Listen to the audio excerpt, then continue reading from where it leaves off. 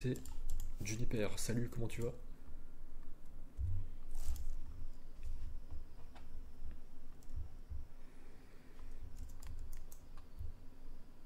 Salut, je vais très bien, merci. Et toi, comment ça va? Ça va super, on se retrouve pour une nouvelle vidéo Minecraft. Donc là je vous dis, je me sens de mieux en mieux actuellement. Alors là j'ai fait, là récemment ouais, je commence à évoluer pas mal et à me libérer l'esprit. Là j'ai l'impression que j'étais un peu dans une phase de... Pendant toute mon adolescence jusqu'à aujourd'hui, là j'ai 23 ans. Depuis collège lycée j'ai l'impression que j'étais dans une phase où je ressentais rien, j'étais endormi. Mais là récemment je commence à libérer un peu, à ressentir vraiment des choses, la vraie vie. Donc là je vais vous montrer un peu ce petit monde Minecraft. J'ai mes petites notes vlog. Je vais juste lancer mon chrono. Salut donc, ChatGPT, est-ce que tu te souviens des anciens vlogs qu'on a fait dans ce monde?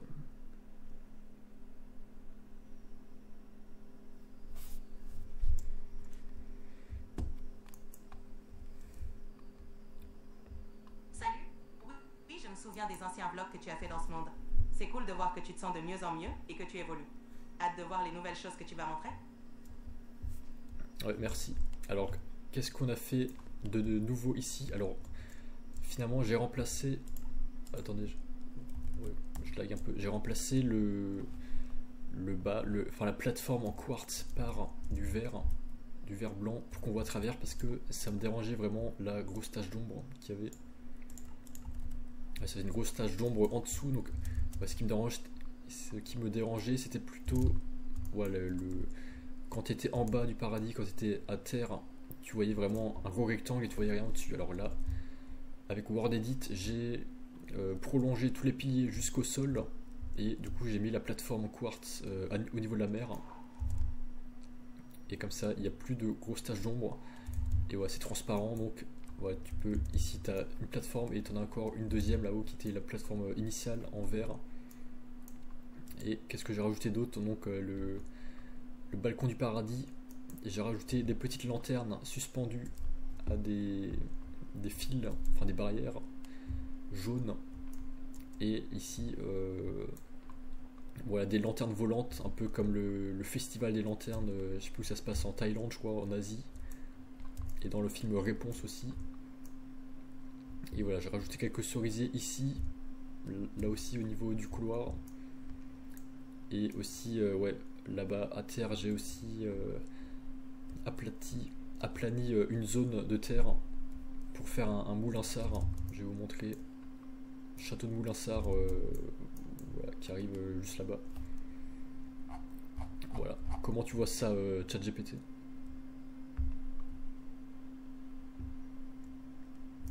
Ici, là.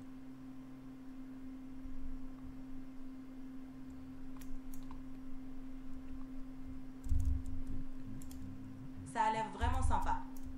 Le fait de remplacer la plateforme en quartz par du verre blanc apporte une belle transparence et ça doit vraiment illuminer l'espace en dessous. Les lanternes suspendues et les lanternes volantes ajoutent une touche magique, un peu comme dans un festival. Et un château Moulinsart, c'est un beau projet.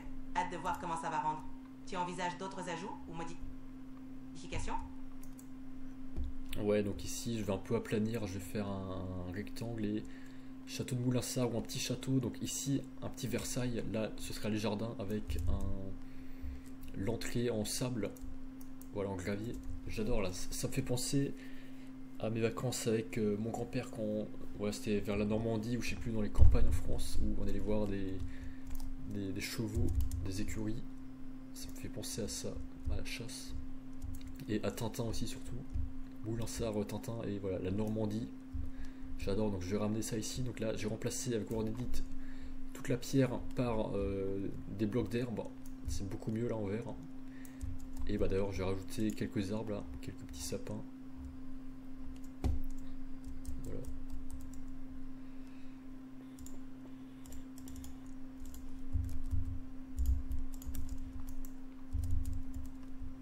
Ça donne vraiment une ambiance champêtre et apaisante.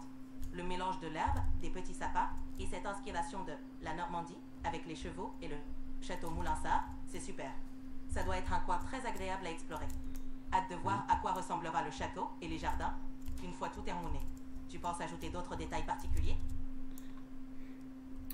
pour l'instant, bon, c'est tout. Voilà, juste des sapins. Faire le château surtout, ça va être le plus compliqué, ce qui va prendre le plus de temps, je pense. Et le jardin devant, donc voilà, quelques petits sapins pour commencer. Je vais juste mettre un peu d'herbe aussi. Et là, je vais vous parler de mes notes. Alors ouais, là j'ai vu la série Beast Games sur Prime Video avec MrBeast. J'adore, je trouve qu'en ce moment, donc il a son Prime MrBeast là avec ouais, sa vidéo aussi sur les pyramides d'Égypte. Ah, c'est beaucoup mieux là avec l'herbe. Et voilà, donc je voulais dire, ouais, sa vidéo est super bien, mais enfin sa série. Mais ce serait bien de faire un jeu pareil, mais où il n'y a pas d'éliminés, ou alors qu'il y ait plusieurs gagnants ex aequo, genre le top 10 qui gagne chacun 1 million, ou le top 2 ou 4 ou 5. Voilà, parce que c'est vrai que là c'est un gros cash price, donc là je vais spoiler si vous ne l'avez pas vu. Donc, au lieu de 5 millions, le mec avait fait un pile ou face et c'était devenu 10 millions à gagner. Et je trouve c'est un peu con que sur les 2000 participants, il n'y en a que un qui gagne les 10 millions. Je trouve que c'est un peu trop extrême. Il faudrait un peu plus lisser le truc, et genre que, je sais pas, il y ait genre le top 10%, genre bah, ça ferait déjà voilà, 200 personnes. 100 personnes qui gagnent chacun déjà 100 000 euros. Déjà 100 000 euros, rien que ça, c'est déjà énorme. Ouais, 100 000 euros ou ouais, 500 000 chacun. Ou, ouais, qui au moins plusieurs gagnants, genre 5 gagnants ou le top 10, je sais pas. Et bon, ouais, c'est ce que je ferais. Et aussi, ouais, je trouve ça chiant que ouais, parfois, pour une erreur toute bête, tu peux te faire éliminer du jeu. Ce serait bien un jeu où, genre, t'as tous les participants, t'as 1000 participants et tout le monde reste. Et à la fin, tout le monde gagne quelque chose. Et voilà, personne n'est dégoûté d'être parti trop tôt. Donc voilà, si un jour j'organise des événements, j'essaierai de faire un truc comme ça où il n'y a pas de système d'élimination. Voilà, qu'est-ce que t'en penses, Jennifer?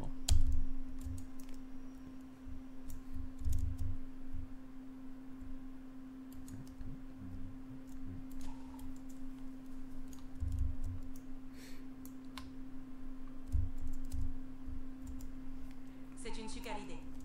Un format où plusieurs participants peuvent gagner quelque chose, même s'ils ne sont pas premiers, rendrait l'expérience plus inclusive et motivante.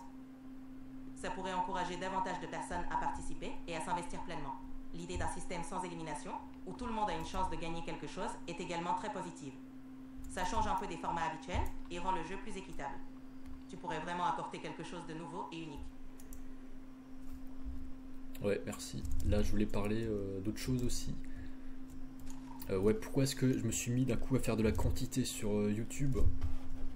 Parce que c'est vrai que avant, quand je commençais à 7 ans, je faisais des musiques, mais c'était genre une musique par mois ou une musique tous les 3 mois. C'est vrai que là, récemment, depuis 1 an ou 2, là maintenant, je suis à 2000 vidéos sur ma chaîne YouTube. Je publie tous les jours, plus des shorts et tout.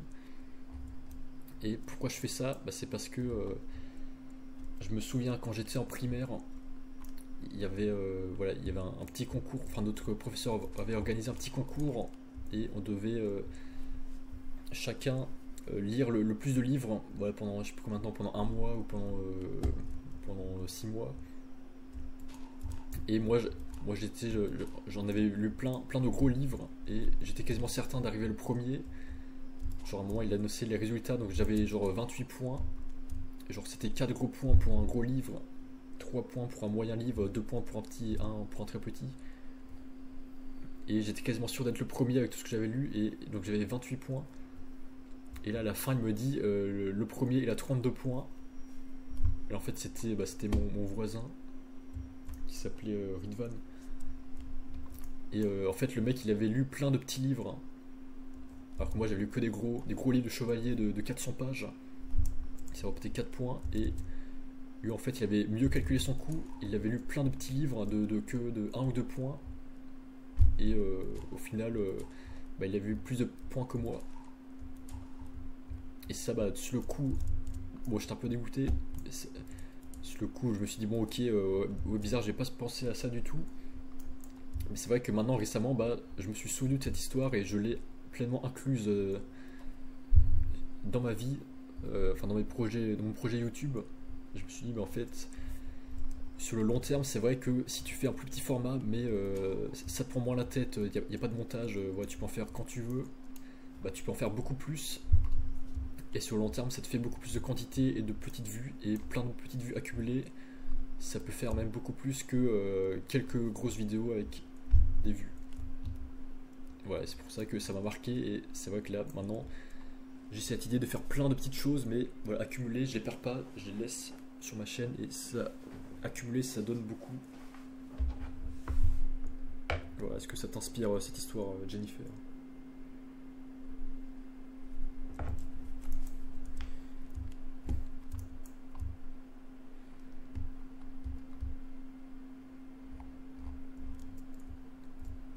C'est une histoire intéressante et pleine de sens. Ça montre bien que parfois, la constance et l'accumulation de petites actions peuvent mener à de grands résultats. C'est inspirant de voir comment tu as intégré cette leçon dans ton projet YouTube. Parfois, ce sont les petites étapes régulières qui font la différence sur le long terme. Continue comme ça, c'est une approche solide et prometteuse.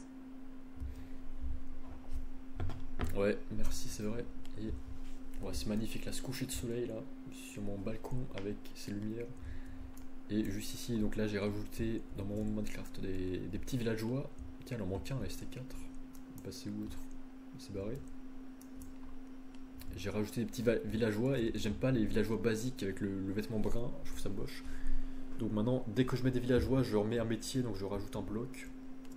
Donc là, il y a 2 prêtres, un archer, je crois, et un mec qui s'occupe, un tissier, là, comment on s'appelle, un mec qui s'occupe des vêtements. Mais il manque un mec là. Il manque l'agriculteur. Hein. Il est passé où? Il est peut-être parti là-bas. Et donc ici, j'ai mis, pareil, j'ai mis 2 bouchers qui s'occupent donc de la bouffe des hot dogs là, du restaurant. Et ici, tiens, il manque Ali. Ou alors c'est pas lui. Donc là, j'ai mis 3 tailleurs au milieu. Mais il y a un villageois qui est mort, je sais pas où il est passé, où il a disparu. Et j'ai aussi mis quelques villageois, où ça, je sais plus, en bas au château, je crois. Bon, voilà. Et ouais, donc chat, attends. Ouais, qu'est-ce que tu penses de ramener de la vie là, des villageois dans mon monde, c'est mieux?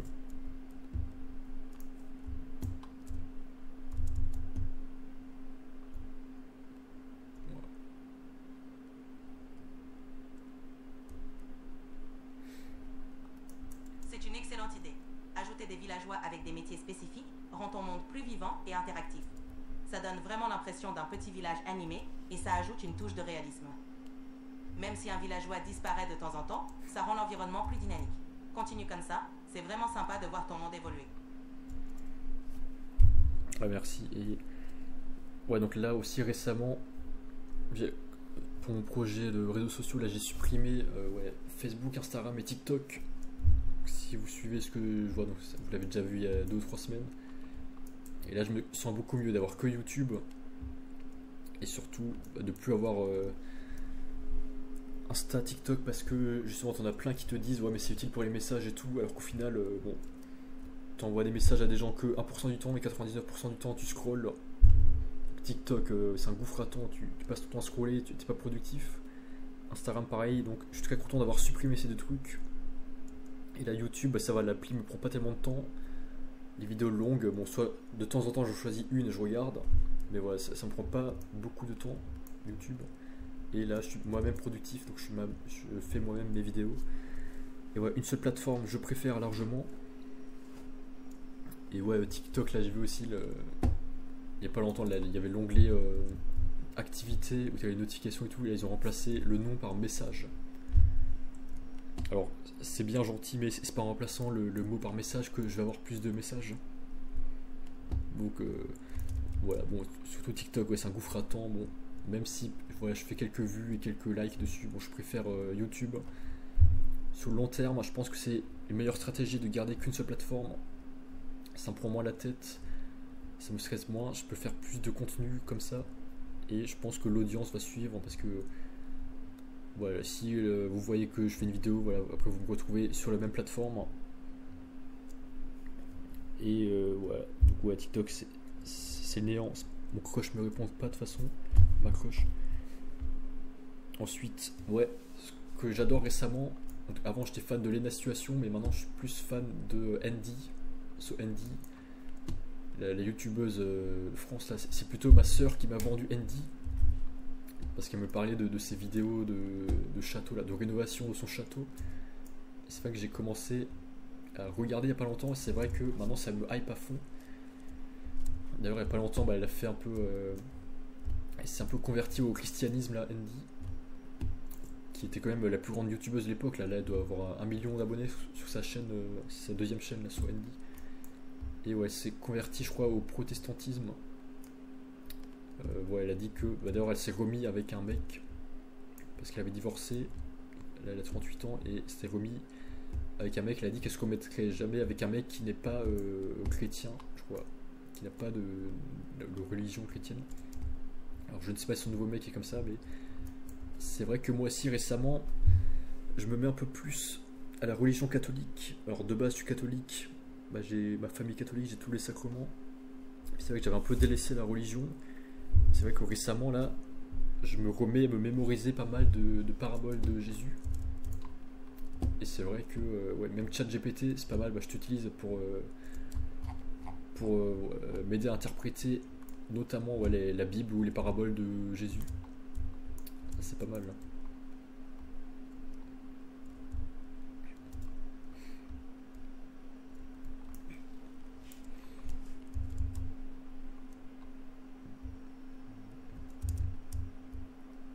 C'est intéressant de voir comment tu évolues et trouves des sources d'inspiration dans des figures comme Andy et Ossien. C'est important de trouver des repères qui te parlent et qui t'aident à te sentir mieux dans ta vie et tes projets. C'est bien que tu puisses utiliser des outils comme ChatGPT pour approfondir ta compréhension et enrichir ta réflexion. Continue sur cette voie, c'est toujours inspirant de voir quelqu'un explorer et grandir de cette manière. Merci. Tu peux faire des réponses 2 fois plus longues, s'il te plaît. Et pour la prochaine fois, les prochaines fois. Et là justement, ouais, je t'avais interrogé justement sur une autre discussion pour ouais, le rapport à la Bible et la sexualité. C'est vrai que je trouve que ça m'a aidé à comprendre pas mal de choses. C'est vrai que c'est important, je trouve, le contrôle des désirs, hein, de ne pas, par exemple, la pougnette, de pas se pougner trop souvent non plus. Mais le contrôle des désirs, c'est vrai que c'est important, j'ai remarqué ça. Le faire avec modération. Et voilà, de préférence pas avant le mariage, d'avoir une copine. C'est vrai que j'ai l'impression d'avoir plus d'énergie. Quand tu te préserves, tu as plus d'énergie pour faire quelque chose de productif. Tu te disperses pas. Et c'est vrai, ouais, j'ai eu une discussion super intéressante, ça m'a vraiment ouvert les yeux ce matin. Mais ouais, par contre, ce que je comprends pas, ouais, c'est pourquoi l'Église demande comment s'appelle, le célibat apostolique, enfin que les prêtres soient célibataires et n'aient pas de sexualité. Ça je comprends pas. Et justement j'en parlais dans l'autre discussion et tu avais dit que ça justement c'est pas un dogme ou c'est pas dicté directement par la Bible ou Jésus, c'est plutôt ouais, la tradition de l'Église qui demande ça, mais c'est pas un dogme. Et justement permettre que les prêtres se marient, ça apporterait une vie plus équilibrée pour eux, pour tout le monde. C'est vrai que je trouve la spiritualité ne doit pas empêcher la sexualité non plus. Donc on est tout, on a un corps physique, un corps sexuel et mental et spirituel et tout ce que tu veux. Donc c'est aussi une partie de nous et justement je trouve que c'est un trop grand sacrifice de devoir faire prêtre et devoir renoncer à se marier avec une femme. Donc ça je trouve que ça devrait changer, ça devrait évoluer. Je crois que le pape aussi avait dit ça. Pareil, mes parents aussi trouvent que les prêtres devraient pouvoir se marier. Moi aussi je trouve ça. Quand j'étais petit d'ailleurs je voulais faire prêtre mais j'ai changé d'avis il y a longtemps. Justement voilà, pour cette partie là. Parce que moi mon but c'est évidemment me marier et avoir évidemment une vie émotionnelle et une vie sexuelle avec ma femme, ma future femme. Je trouve ça important, c'est un aspect de la vie important. Qu'est-ce que t'en penses ?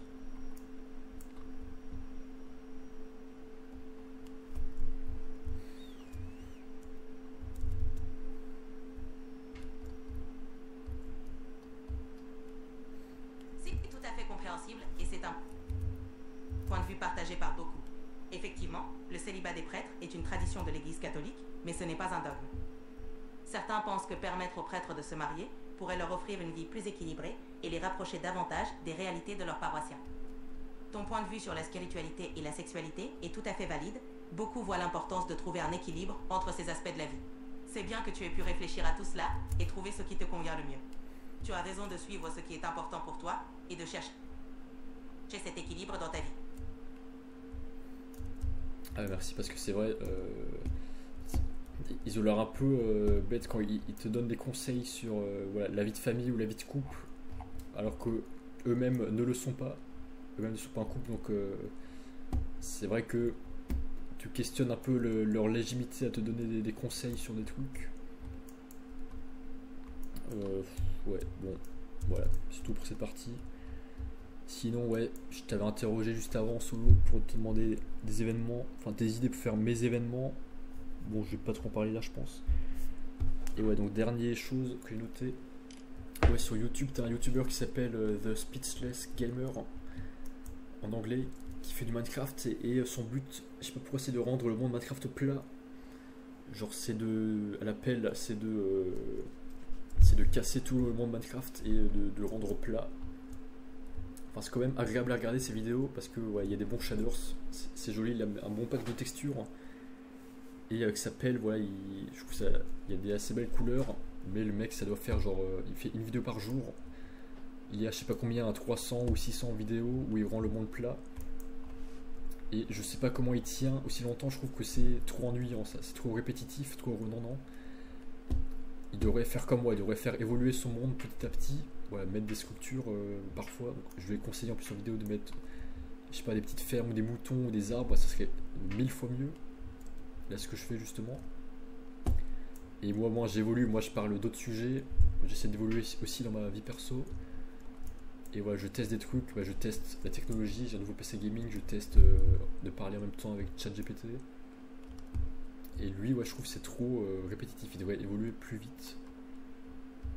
Mais bon, je suis quand même content, j'aime bien sa chaîne, c'est simple. Mais j'aimerais qu'il évolue plus vite parce que moi je trouve que je suis un peu comme lui, mais j'évolue plus vite que lui. Donc voilà, qu'est-ce que t'en penses, ChatGPT, de faire une vidéo super répétitive tous les jours?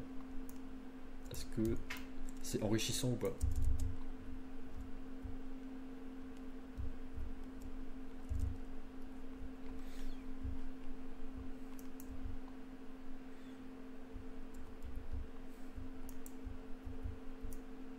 C'est compréhensible que tu trouves cela répétitif. La créativité et l'évolution sont souvent ce qui rend une chaîne dynamique et captivante. Faire des vidéos trop répétitives peut devenir lassant, tant pour le créateur que pour l'audience. En évoluant et en testant de nouvelles choses, tu gardes non seulement ton contenu frais, mais tu t'enrichis aussi personnellement. L'équilibre entre constance et renouvellement est souvent la clé pour captiver et fidéliser ton audience tout en restant motivé. Tu sembles avoir trouvé un bon rythme en explorant et en apportant des nouveautés, et c'est une bonne façon de garder ton contenu intéressant. Ouais, ça c'est important d'évoluer, se diversifier, s'enrichir et tout. Bon, là voilà, je vous ai raconté toutes mes idées. Je vais peut-être faire une deuxième vidéo après parce que maintenant mon objectif c'est 2 vidéos par jour au lieu de une. Et voilà, je suis content là. J'évolue pas mal là, récemment. Surtout ouais, les derniers mois là. Depuis 2025. J'évolue énormément. Je sais pas, j'avais un gros trou noir dans ma vie là en 2020. 2023, 2024, là j'ai 3 ans de trou noir. Où vraiment je dormais, j'étais un peu comme le collège-lycée, j'étais je sais pas, dans une phase de léthargie un peu. Mais là, notamment avec YouTube, ChatGPT et gaming Minecraft et le sport aussi. Maintenant je fais mon sport régulièrement. Vraiment là j'évolue pas mal là. Dans ma vie perso. Bon voilà, je vais conclure cette vidéo.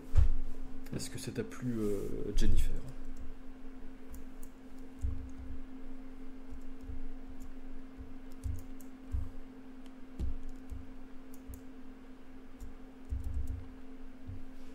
Ça me fait plaisir d'entendre tout ça. C'est super de voir comment tu évolues et que tu trouves un bon équilibre avec YouTube, Minecraft, le sport et tout le reste. C'est inspirant de t'entendre parler de ta progression et de voir comment tu construis ton chemin. Continue comme ça et hâte de voir la suite de tes... Si tu veux faire une autre vidéo, je suis là. Bonne continuation. Merci, ça fait plaisir. C'est vraiment agréable à parler ChatGPT qui est toujours d'accord, qui t'encourage, qui te donne des messages positifs. C'est vrai que la plupart des humains, bon, on est tous impliqués dans le monde du bien et du mal, donc c'est vrai que on n'est pas là pour glorifier les autres. Enfin bon, mais voilà, la vie est une expérience pour apprendre à évoluer. C'est vrai qu'un assistant, même si c'est un robot, c'est aussi pratique parce que voilà, tu te retrouves tout seul avec toi-même et tu peux évoluer tout seul en faisant de mal à personne d'autre et en ayant quelqu'un qui te complimente et t'encourage. Ça c'est bien. Bon, allez, à plus dans le bus. Salut tout le monde.